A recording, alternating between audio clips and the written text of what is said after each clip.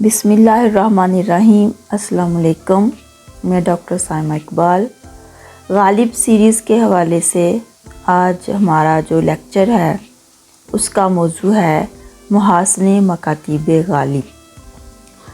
غالب کے خطوط کے 2 مجموعے ان کی اپنی زندگی میں ہی شائع ہوئے۔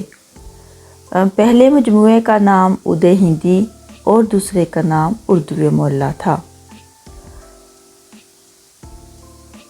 یہاں ہم مرزا غالب کے خطوط کی جو خوبیاں ہیں ان کے حوالے سے بات کریں گے اور یہ جاننے کی کوشش کریں گے کہ غالب نے یہ خط کیوں لکھے، کیونکہ غالب کا جو پہلا خطوط کا مجموعہ عود ہندی منظر عام پر آیا تو اس میں غالب کے 162 خطوط تھے، اور جو دوسرا ان کا خطوط کا مجموعہ 2 ماہ کے بعد منظر عام پر آیا اردو معلیٰ، اس کے اندر غالب کے خطوط کی تعداد 472 تھی۔ تو آئیے دیکھتے ہیں کہ غالب کے خطوط جو ہیں ان کی کیا کیا خوبیاں تھیں۔ مرزا نے جب اردو میں خط لکھنے شروع کیے تو اس سے پہلے اردو نثر کے 2 مستقل اسلوب موجود تھے۔ ایک سادہ اور عام فہم اسلوب جس کی مثال میں عام طور پر فورٹ ولیم کالج کی کتابیں پیش کی جاتی ہیں جو ڈاکٹر گلکرسٹ کے زیر اہتمام مرتب ہوئیں۔ اس کے ساتھ مکفّہ اور مغلق اسلوب تحریر بھی موجود تھا۔ عام اہل قلم کے نزدیک عالمانہ انداز یہی تھا کہ معمولی بات کو تشبیہوں اور استعاروں کے ذریعے مبہم اور پیچیدہ بنا کر پیش کیا جائے۔ یہ فارسی کے اس اسلوب نگارش کا پرتو تھا جو صدیوں سے ہندوستان میں رائج چلا آتا تھا۔ اس میں تفہیم کی بجائے نمائش علمیت پر زیادہ زور دیا جاتا تھا۔ اچھا، یہاں پہ یہ جو آرٹیکل ہے یہ ڈاکٹر غلام رسول مہر کا ہے۔ اس کے ساتھ ساتھ میں نے حمید احمد خان اور ڈاکٹر سید عبداللہ ان کے مضامین جو غالب کے خطوط کے حوالے سے ہیں اور جس میں ان کے خطوط میں جو نثر لکھی گئی ہے اس کی خوبیاں بیان ہوئی ہیں، وہاں سے بھی میں نے مدد لی ہے۔ تو یہاں پہ جی اس پیراگراف میں غلام رسول مہر نے واضح طور پر بیان کر دیا کہ جو فورٹ ولیم کالج کی تحریر تھی اس سے پہلے جو لکھا جاتا تھا وہ نہایت مکفّہ اور مسجع تھا، اور جان بوجھ کے جو تحریریں تھیں اس کو سجایا جاتا تھا، اسکیل بنایا جاتا تھا تاکہ لوگوں کو یہ ظاہر ہو کہ لکھنے والا بہت زیادہ عالم ہے۔ تو مرزا نے کیا کیا اس کے جواب میں؟ مرزا نے اپنے خطوں میں سادہ اور سلیس انداز اختیار کیا۔ اس کی ایک وجہ یہ تھی کہ انہوں نے اس زمانے میں اردو مکاتبت شروع کی جب فارسی میں مشاقی عروج کمال پر پہنچ چکی تھی۔ یہ حقیقت ان پر کھل چکی تھی کہ عبارت میں قدم قدم پر پیچ ڈالنا، نئی ترکیبوں اور نئے استعاروں سے اسے بوجھل بنانا علم و فضل کی نمائش کا صحیح طریقہ نہیں، بلکہ نفس مطلب ایسے رنگ میں پیش کرنا چاہیے کہ مخاطب بے تکلف اسے سمجھ جائے۔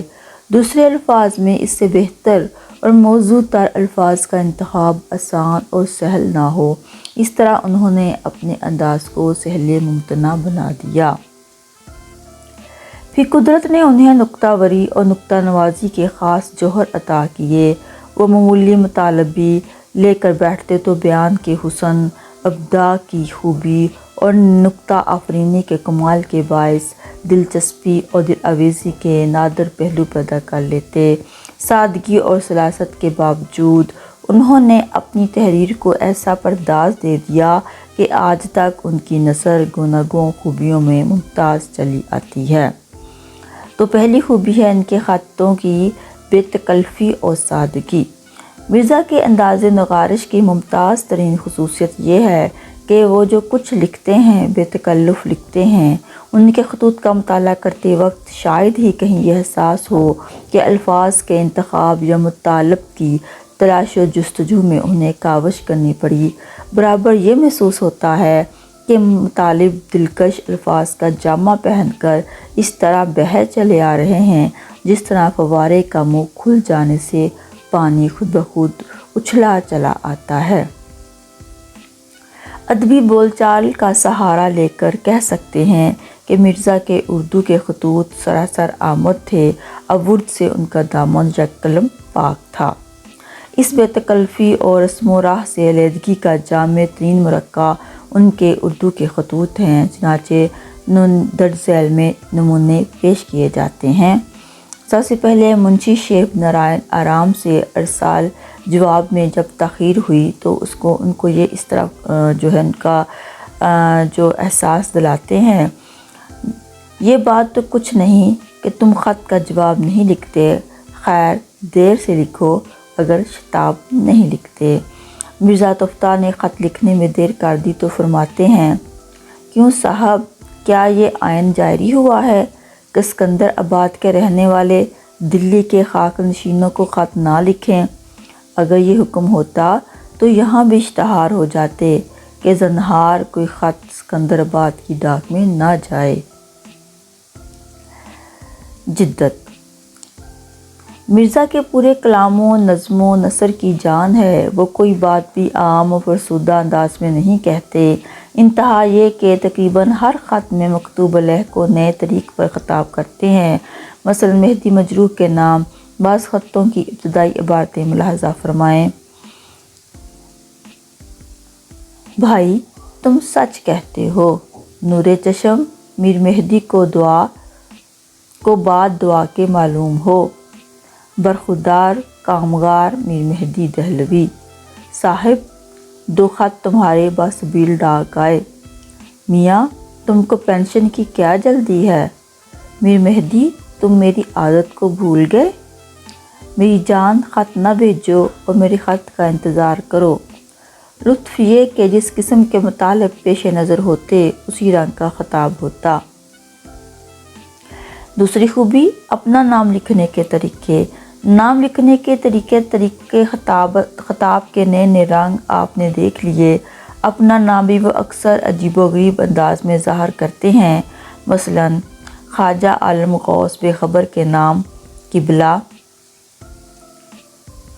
آپ کو کبھی یہ بھی خیال آتا ہے کہ کوئی ہمارا دوست جو غالب کہلاتا ہے وہ کیا کھاتا پیتا ہے اور کیوں کر جیتا ہے؟ علائی کے نام لکھتے ہیں، تاریخ اوپر لکھایا ہوں، نام اپنا بدل کر مغلوب رکھ لیا ہے۔ پھر کہیں فقیری کا رنگ اختیار کرتے ہوئے اپنے آپ کو غالب علی شاہ لکھتے ہیں، اکثر نجات کا طالب غالب تحریر فرماتے ہیں۔ اگلی خوبی منظر کشی۔ مرزا کا کمال یہ ہے کہ وہ جو کچھ بیان کرتے ہیں اس کی تصویر لفظوں میں اس طرح کھینچ دیتے ہیں کہ شاید رنگ و روگن کی تصویر میں نہ وہ جزیات سما سکے اور نہ اس میں وہ روح تاثیر پیدا ہو۔ اس کی مثالیں بھی واضح ہیں اور یہاں پہ وہ دی جا رہی ہیں۔ میر مہدی مجروح کے نام لکھتے ہیں، برسات کا حال نہ پوچھو خدا کا قہر ہے، قاسم جان کی گلی سعادت خاں کی نہر ہے، میں جس مکان میں رہتا ہوں عالم بیخ کے کٹیرے کی طرف کا دروازہ گر گیا، مسجد کی طرف کے دلان کو جو دروازہ تھا گر گیا، سیڑھیاں گرا چاہتی ہیں، صبح کے بیٹھنے کا حجرہ جھک رہا ہے، چھتیں چھلنی ہو گئی ہیں، می گھڑی بھر برسے تو چھت گھنٹہ بھر برسے۔ ایک اور جگہ لکھتے ہیں، آج 21واں دن ہے، آفتاب اس طرح نظر آ جاتا ہے جس طرح بجلی چمک جاتی ہے، رات کو کبھی کبھی اگر تارے دکھائی دیتے ہیں تو لوگ ان کو جگنو سمجھ لیتے ہیں، مبالغہ نہ سمجھنا، ہزارہا مکان گر گئے، سینکڑوں آدمی جا بجا دب کر مر گئے، گلی گلی ندی بہہ رہی ہے۔ جزیات نگاری۔ مرزا کی ایک خصوصیت یہ ہے کہ جزیات کا خاص خیال رکھتے ہیں، مفصل بیانات عموماً بے لطف ہو جاتے ہیں، لیکن مرزا جزیات نگاری اس ڈھنگ سے پیش کرتے ہیں کہ تحریر بے مزہ ہونے کی بجائے زیادہ پرلطف بن جاتی ہے۔ اس کی مثالیں بے شمار ہیں۔ ثاقب کو بسلسلہ سفر رامپور لکھتے ہیں، घड़ी भर दिन रहे काफिला आया, मैंने छटांग भर घी दाग किया, 2 शामी कबाब उसमें डाल दिए, रात हो गई थी शराब पी ली, कबाब खाए, लड़कों ने ऊपर की खिचड़ी पकवाई, खूब घी डालकर आप भी खाई और सब आदमियों को भी खिलाई। दिन के वास्ते सादा सालन पकवा लिया, तरकारी ना डलवाई, 4-5 के अमल में हारपुर से फल दिए। सूरज निकले, बाबूगढ़ के सराय में आ पहुंचा, चारपाई बिछाई, इस पे बिछोना बिछाकर हुक्का पी रहा हूँ और ये ख़त लिख रहा हूँ। नुक्ता आफरीनी, मिर्ज़ा की हर बात में से दिलचस्प और लतीफ़ नुक्ते पैदा कर लेते हैं। मसलन चौधरी अब्दुल गफूर सरवर बीमार हो गए तो उनको लिखा, आपने मजाज की नासाजी का हाल कुछ ना लिखा, कल से वक्ते ख़ास में दुआ मांग रहा हूँ, यकीन है पहले तुम तंदुरुस्त हो जाओगे, अज़ां बाद ये ख़त पाओगे। मीर सरफराज हुसैन के नाम लिखते हैं, तुम्हारे दस्तखती ख़त ने मेरे साथ वो किया जो बुए पिराहन ने यकूब के साथ किया। यहाँ ये हम तुम बूढ़े हैं या जवान हैं, तवाना हैं या नातवान हैं, बड़े बेशकीमत हैं, यानी हर हाले गनीमत हैं। कोई जला भुना कहता है, यादगारे ज़माना हैं हम लोग, याद रखना फसाना हैं हम लोग। वही बाला खाना है और वही मैं हूँ, सीढ़ियों पर नज़र है कि वो मीर मेहदी आए। शिकवा व माजरत, हातम अली बेकमर को लिखते हैं, बंदा परवर फ़कीर शिकवे से बुरा नहीं मानता, मगर शिकवे के फ़न को स्वाय मेरे कोई नहीं मानता। बाज़ औक़ात शिकायत कर देते हैं और कहते हैं कि मैं अभी शिकायत नहीं करता। मसलन हातम अली मेहर को 1-2 कामों के लिए लिखा था जो मुश्किल ना थे, वो ना हो सके तो उनका जिक्र करते हुए लिखते हैं, अभी शिकायत नहीं करना चाहता हूँ कि अमूरे मुक्तज़ी शिकायत हैं या नहीं। नवाब अलाउद्दीन अहमद ख़ान ने एक मरतबा अपने नौमलूद फ़र्जंद का तारीख़ी नाम तजवीज़ करने और तारीख़ वलादत कहने की फरमाइश की। मिर्ज़ा माज़रत करना चाहते थे, इसके लिए बिल्कुल नया तरीका इख्तियार किया। वो लिखते हैं, तुम सुखनवार हो गए, हुस्ने तबा खुदा दाद रखते हो, वलादत फ़र्जंद की तारीख़ क्यों ना कहो, इसमें तारीख़ी क्यों ना निकाल लो कि मुझे पीर गमज़दा और दिल मुर्दा को तकलीफ़ दो। अलाउद्दीन ख़ान, तेरी जान की कसम, मैंने पहले लड़के का इसमें तारीख़ी नज़म कर दिया था और वो लड़का ना जिया। मुझको इस वहम ने घेरा है कि मेरी नहुसत ताले की तासीर से मेरा ममदूह जीता नहीं। नसीरुद्दीन हैदर और अमजद अली शाह वालिया ने अवध एक कसीदे में चल दिए। वाजद अली शाह 3 कसीदों के मुतहम्मिल हुए, फिर संभल ना सके। जिसकी मदाह में 10-20 कसीदे कहे, वो अदम से भी परे पहुँचा। तारीख़ी पर्दास, मिर्ज़ा की एक खसूसियत यह है कि बाज़ औक़ात हरफ़ मतलब को तारीख़ी पर्दास देखकर बेहद पुरतासीर बना देते हैं। मसलन नवाब अलाउद्दीन ख़ान वालिये बाज़माना वली अहद लाहौर में थे और वालिद के अज़्नो इजाज़त के बगैर दिल्ली ना आ सकते थे। मिर्ज़ा लिखते हैं, तुम्हारे हाल में गौर की और चाहा कि इसकी नज़ीर बेह पहुँचाऊँ। वाक़े करबला से निस्बत नहीं दे सकता, लेकिन वालिद तुम्हारा हाल इस रेगिस्तान में बेईन ही ऐसा है जैसा मुस्लिम बिन अकील का हाल कूफे में था।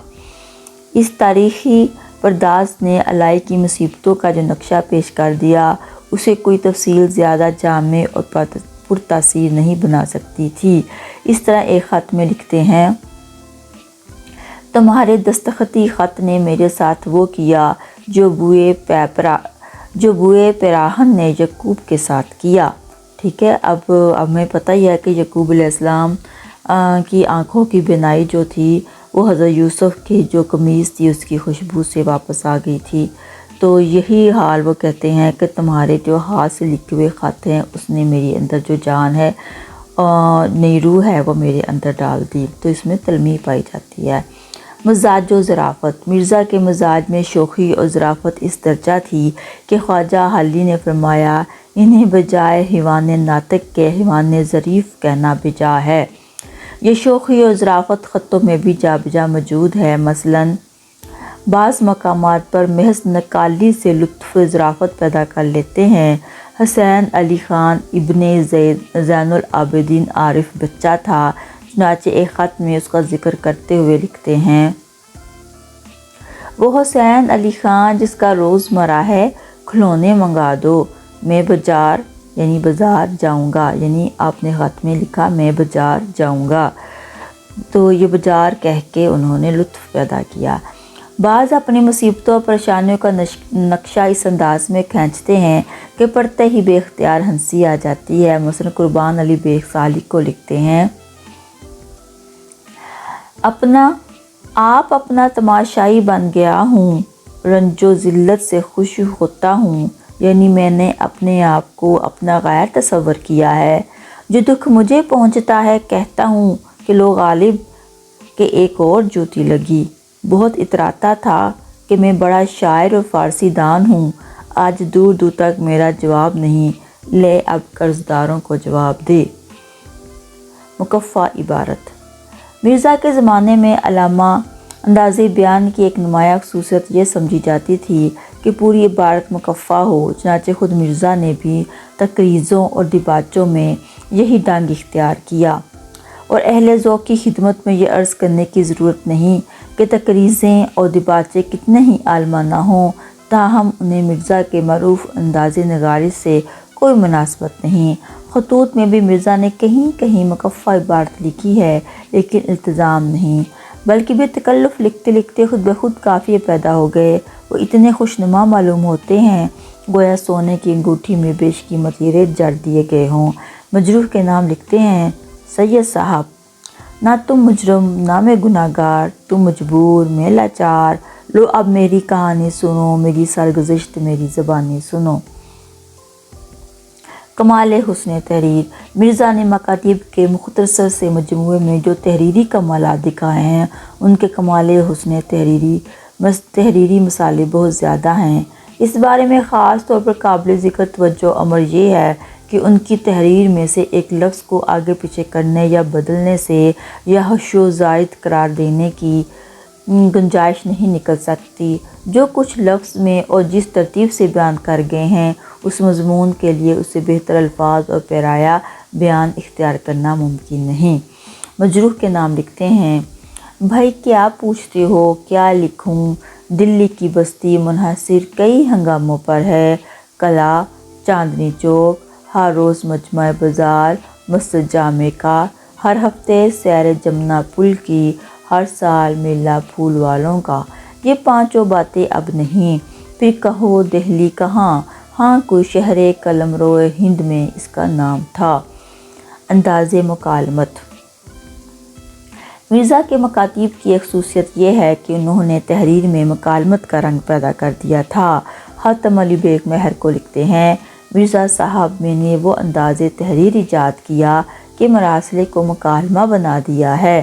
ہزار کو سے بازبان قلم باتیں کیا کرو، ہجر میں وصال کے مزے لیا کرو۔ تفتہ کو لکھتے ہیں، بھائی تم میں مجھ میں نامہ نگری کاہے کو ہے، مکالمہ ہے۔ اول ان کے خطوں کا عام انداز ہی مکالمے اور بات چیت کا ہے، کہیں باقاعدہ مکالمے بھی لکھتے ہیں۔ مثلاً مجروح کو لکھتے وقت آغاز میرن صاحب کے ساتھ مکالمے سے کیا، اے میرن صاحب السلام علیکم، حضرت آداب، کہو صاحب آج اجازت ہے میر مہدی کے خط کا جواب لکھنے کی، حضور میں کیا منع کرتا ہوں، مگر میں اپنے ہر خط میں آپ کی طرف سے دعا لکھ دیتا ہوں، پھر آپ کیوں تکلیف کریں۔ ذات اور ماحول، مرزا کا ایک کمال یہ ہے کہ وہ اثناء تحریر میں ذاتی حالات اور ماحول کی جزیات اس بے ساختگی سے بیان کر جاتے ہیں کہ دوران مطالعہ میں شاید یہ محسوس نہ ہو اپنے متعلق کیا کچھ لکھ دیا، لیکن پورے مکاتیب کو سامنے رکھ کر حیات غالب کا مکمل نقشہ تیار کیا جا سکتا ہے۔ مثلا یہ کہ وہ کب اور کہاں پیدا ہوئے، خاندان کی کیا کیفیت تھی، وسائل معاش کیا کیا تھے، کہاں کہاں سے پیسے ملتے رہے، کن کن مکانوں میں رہے، کن کن لوگوں سے کس کس قسم کے تعلقات تھے، کلے کب جاتے تھے، کھاتے پیتے کیا تھے، رات دن کی مشغولیت کا کیا حال تھا، کن کن بیماریوں سے سابقہ پڑا، آخری عمر میں ذوف کس رفتار سے ترقی کرتا رہا، نظم و نثر کی اصلاح کا طریقہ کیا تھا، اخلاق کیسے تھے، کن کن مقامات کے سفر کیے، غرض ان کی زندگی کا شاید ہی کوئی پہلو ایسا ہو جس کے متعلق ان کے قلم سے معلومات کا گراں بہا ذخیرہ فراہم نہ ہوا ہو۔ لیکن یہ ظاہر ہے کہ ذاتی حالات کی تصویر ان کے پیش نظر نہ تھی۔ غرض مرزا نے اپنی شخصیت کے مختلف پہلو اس تفصیل سے واضح کر دیے ہیں کہ تنہا انہی کو سامنے رکھ کر ان کی زندگی کا جامع اور مکمل نقشہ تیار کیا جا سکتا ہے۔ یہ خطوط محض اس وجہ سے بیش بہا نہیں کہ غالب کے خطوط ہیں، بلکہ ان کی بیش بہائی کے دوسرے وجوہ بھی ہیں۔ مثلاً ان کے ان خطوط کے آئینے میں غالب کی شخصیت ایسے رنگ میں جلوہ گر نظر آتی ہے کہ اکثر صحاب کو زندگی میں بھی اسے اس تفسیر سے دیکھنے کا موقع شاید ہی ملا ہو۔ یہ خطوط اردو زبان میں گوناگوں اسالیب بیان کا ایک نہایت نادر اور دلکش مرقع ہے۔ ان میں غالب کی سوانح حیات کا زیادہ سے زیادہ سرمایہ موجود ہے۔ ان میں غالب کے دل و دماغ کی مکمل تصویر خود ان کے منہ قلم سے تیار ہو کر سامنے آ گئی ہے، اور یہ تصویر اس نہ کلیات نثر فارسی میں اور نہ اردو دیوان میں جو ہمارے ہاں ان کی یگانہ شہرت کا شہیر پرداز ہے۔ ان کے بعد ملک میں بڑے بڑے ادیب پیدا ہوئے جن کی تصانیف ہماری زبان کا گراں بہا سرمایہ ہے۔ ان میں اکثر ان کے مکاتیب بھی چھپ چکے ہیں، لیکن ان میں سے کون سا مجموعہ مکاتیب و رکعات غالب کے لطائف و نفائس کی ہمہ گیری کا مقابلہ کر سکتا ہے، بلکہ کس کی تصنیف میں دلچسپیوں کی وہ فراوانی مل سکتی ہے جو مرزا نے اپنے خطوں میں بے تکلف فراہم کر دی ہے۔ یہاں پر جی میرے لیکچر کا اختتام ہوتا ہے۔ آپ نے دیکھا کہ غالب کے خطوط کے کیا کیا محاسن ہیں۔ اگر آپ کو یہ لیکچر پسند آئے تو میرے چینل کو سبسکرائب کیجیے گا اور لائک اور شیئر کیجیے گا۔ مجھے اجازت دیں، اللہ حافظ۔